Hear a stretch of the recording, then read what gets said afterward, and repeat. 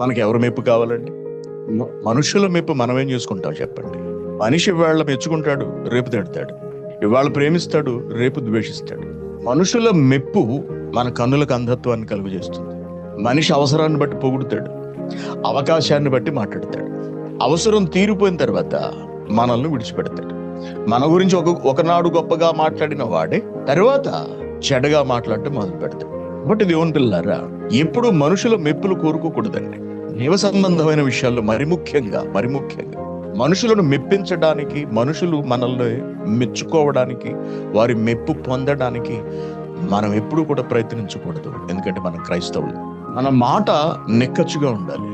మనం చెప్పే దానిని దేవుడు మెచ్చుకోవాలి. మన దేవుని మెప్పు పొందాలి అని ఈ సమాజం మనుషుల ప్రాపకాన్ని కోరుకుంటూ ఉంటుంది. మనుషులు మెచ్చాలి అని కోరుకుంటూ ఉంటుంది. మనుషుల మెప్పు కొరకు అవసరమైతే వాక్యాన్ని వదిలేస్తారు, వాక్యాన్ని త్రిప్పివేస్తారు. సమాజంలో, క్రైస్తవ సమాజంలోని బోధకులను చూడండి. సంఘానికి వస్తున్న వారి మెప్పు కొరకు, వారి ప్రాపకం కొరకు, వారిని ప్రసన్నం చేసుకుంటూ కొరకు, వారిని పొగుడుతూ మాట్లాడతారు. డబ్బులు ఎక్కువ ఇచ్చారనుకోండి, వాళ్ళ గురించి మాట్లాడతారు. తర్వాత డబ్బులు ఇవ్వడం మానేశారనుకోండి, ఇంక మాట్లాడు. ఇలా మారిపోయిందండి క్రైస్తవ సమాజం.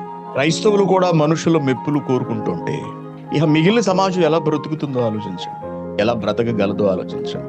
ఎవరినో సంపాదించడం కొరకు ఉన్న వాక్యాన్ని, మన విశ్వాసాన్ని ఎప్పుడూ కూడా బలహీనపరచకూడదు. జాగ్రత్త. మన భక్తిని దేవుడు మెచ్చాలి. మనకు మెప్పు దేవుని దగ్గర నుండి రావాలి.